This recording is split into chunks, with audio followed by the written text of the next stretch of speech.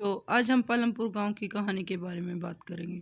पालमपुर गांव आपकी इकोनॉमिक्स का फर्स्ट चैप्टर है, 9th क्लास का। ये आपको बेसिक अर्थशास्त्र की इंफॉर्मेशन बताएगा। अर्थशास्त्र क्या होता है उसके बारे में आपने 8वीं कक्षा तक अर्थशास्त्र के बारे में नहीं जाना है। आप राजनीतिक शास्त्र के बारे में जानते हो, इतिहास के बारे में जानते हो, भूगोल के बारे में जानते हो, लेकिन अर्थशास्त्र आपके लिए बिल्कुल नया सब्जेक्ट है। इसलिए एक गांव की कहानी के बारे में, एक कहानी के रूप में आपको अर्थशास्त्र को समझाया गया है कि अर्थशास्त्र क्या होता है। अर्थशास्त्र की जो मेन फंक्शन है, उत्पादन कैसे किया जाता है, उत्पादन के साधन क्या है, उन सब को इस कहानी के हिसाब से आपको बताया गया है। ये काफ़ी इंटरेस्टेड बनाने के लिए इसको कहानी का रूप दिया गया है। ये एक काल्पनिक गांव है। काल्पनिक होने का मतलब है कि हकीकत से कोसों दूर है, लेकिन इसको बनाया क्यों है स्टोरी फॉर्म में? सिर्फ आपकी बेसिक नॉलेज बढ़ाने के लिए, इकोनॉमिक्स के बारे में। इकोनॉमिक्स को ही अर्थशास्त्र बोलते हैं। तो आओ देखते हैं पालमपुर गांव की स्टोरी।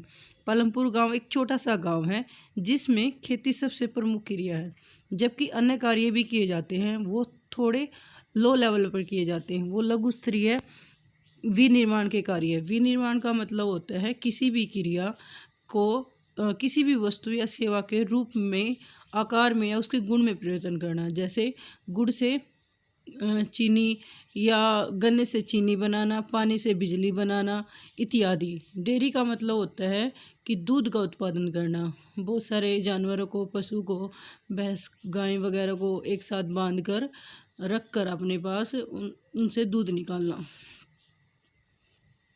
परिवहन आदि सीमित स्तर पर किए जाते हैं। इन उत्पादन क्रियाओं में विभिन्न प्रकार के संसाधनों की आवश्यकता होती है। ये संसाधन दो प्रकार के हो सकते हैं: प्राकृतिक संसाधन, मानव निर्मित संसाधन।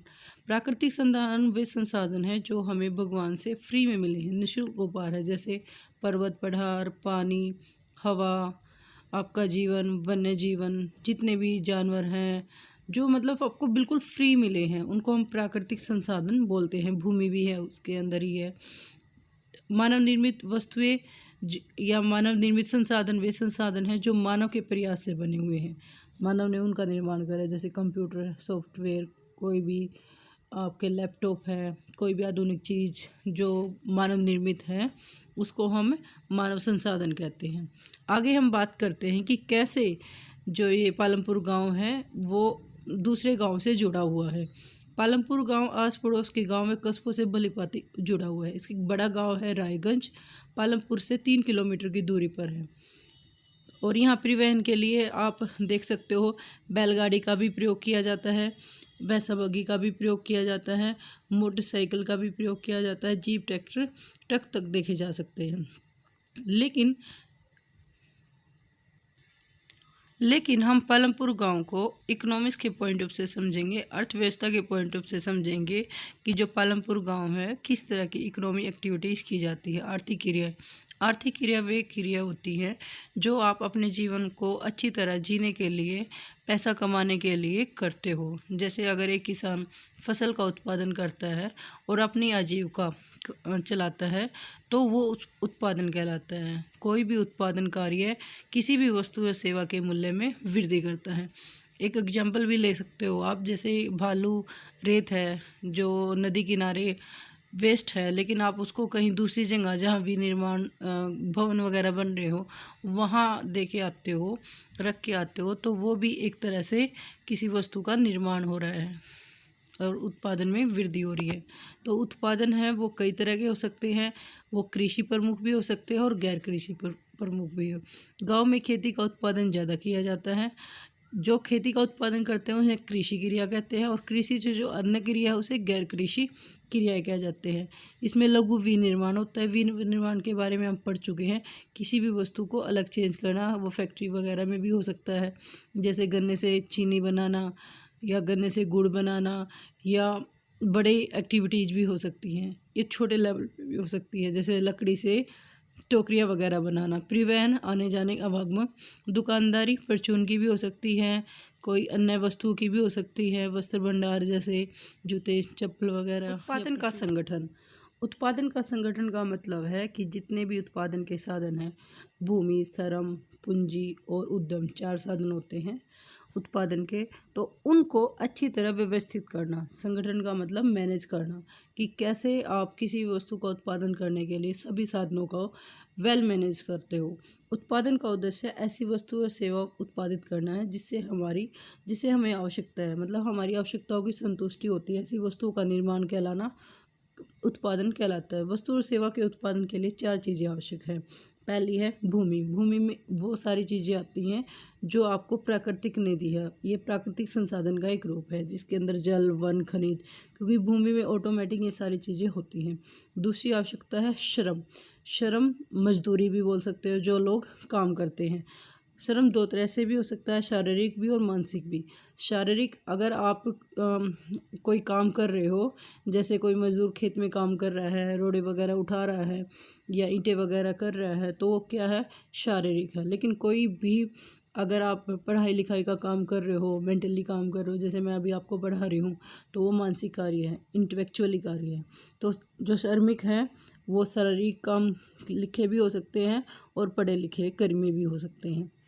कुछ काम के लिए हमें शारीरिक मजदूरों की ज़रूरत है, कुछ काम के लिए हमें मानसिक मजदूरों की ज़रूरत है। तीसरा जो संसाधन है वो है भौतिक पूंजी। तीसरा संसाधन होता है भौतिक पूंजी। भौतिक पूंजी, जहाँ भी वर्ड भौतिक मिलता है उसका मतलब होता है कोई भी ऐसी चीज़ जिसको आप छू सकते हो, देख सकते हो, वो भौतिक चीज़ होती है। पूंजी 2 तरह की हो सकती है, कार्यशील पूंजी भी हो सकती है और स्थायी पूंजी भी हो सकती है। स्थायी पूंजी में आपके औजार, मशीन, भवन होते हैं जो कई सालों तक आपके पास होते हैं, आपके लिए यूजेबल होते हैं, आप उनको यूज कर सकते हो। जैसे किसान के लिए जो हल है या कोई भी मशीन है, जनरेटर, टरबाइन, कंप्यूटर, वो लंबे समय तक चलती रहती है।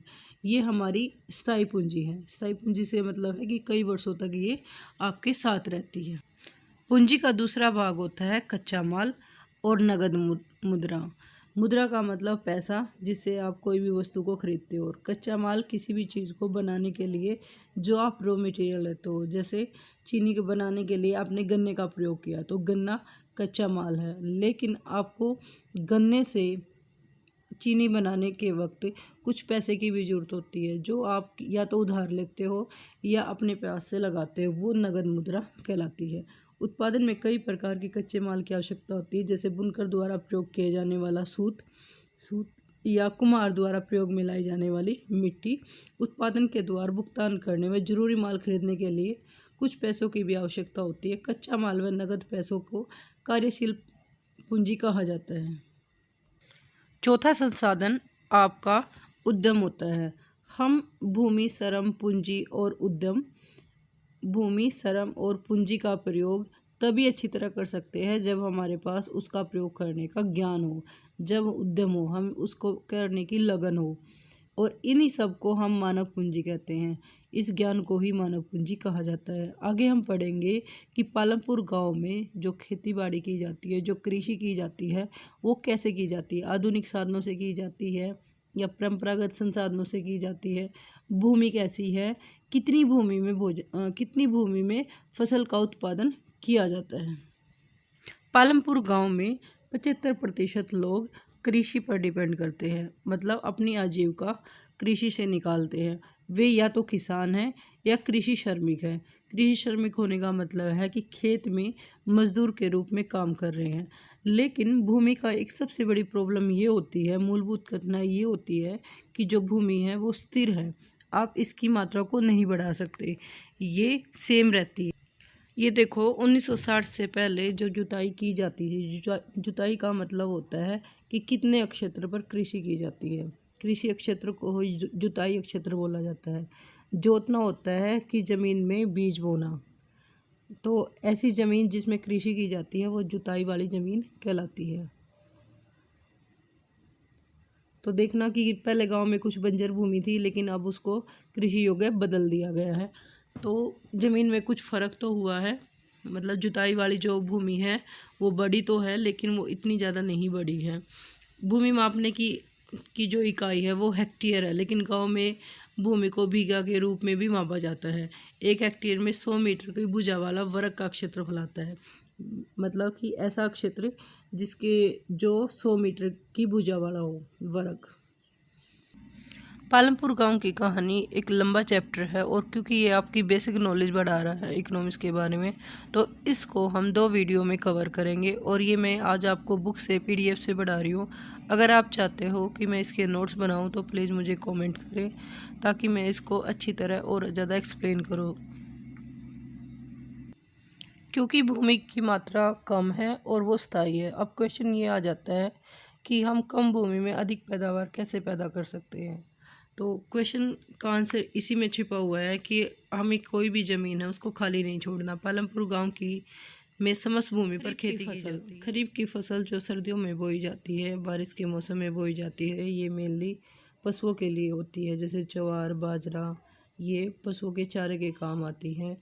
इसी में खरीफ की फसल में ही चावल भी आता है, जो खाने के लिए प्रयोग किया जाता है। और जो बीच में का टाइम होता है अक्टूबर दिसंबर का, उसमें आलू की खेती की जाती है। सर्दियों के मौसम, जिसको हम रबी की फसल बोलते हैं, खेतों में गेहूँ उगाए जाते हैं। गेहूँ घर के लिए, घर खर्च के लिए, परिवार के खाने के लिए रख ली जाते हैं और बाकी मंडी में बेच दी जाते हैं। भूमि के एक भाग पर गन्ने की खेती भी की जाती है और इसकी वर्ष में एक बार कटाई होती है। पालमपुर में लोग, किसान एक साथ 3 फसलें इसलिए पैदा कर लेते हैं क्योंकि वहाँ सिंचाई की सुविधा अच्छी है। सिंचाई का मतलब होता है खेतों में पानी देना। वहाँ बिजली जल्दी आ जाती है और उनका मुख्य प्रभाव है कि जो कृषि की पद्धति, मतलब सिंचाई देना, पानी देने की जो पद्धति है वो बदल चुकी है। पहले कुओं से पानी निकाला जाता था, लेकिन अब वहाँ ट्यूबवेल्स वगैरह हैं जिनसे आसानी से पानी दिया जा सकता है। स्टार्टिंग में ट्यूबवेल गवर्नमेंट ऑफ इंडिया की मदद से लगवाए गए थे, भारत सरकार ने लगाए थे। उसके बाद किसानों ने अपने निजी नलकूप, ट्यूबवेल लगाने प्रारंभ कर दिए। 1970 के दशक के मध्य 200 हेक्टेयर के पूरे क्षेत्र में सिंचाई होने लगी। तो ये अपने आप में एक बहुत बड़ी पालमपुर गांव अपने आप में यूनिक है, क्योंकि यहाँ सिंचाई की सुविधा की काफ़ी व्यवस्था है। भारत के अन्य क्षेत्रों में इतनी अच्छी व्यवस्था नहीं है। जैसे कि सिर्फ 40% भाग ही है जिसमें सिंचाई की अच्छी सुविधाएं मिलती हैं। एक वर्ष में एक से अधिक फसल पैदा करना बहुविधि फसल प्रणाली कहलाती है और एक सामान्य प्रोसेस है, सामान्य विधि है, जिससे किसान कम भूमि में भी ज़्यादा पैदावार करके अपने और अपने परिवार को खुश रख सकते हैं, अपनी इनकम को बढ़ा सकते हैं। आगे का चैप्टर हम नेक्स्ट वीडियो में पढ़ेंगे। अगर आपको ये वीडियो अच्छी लगी है तो प्लीज़ लाइक करें, सब्सक्राइब करें।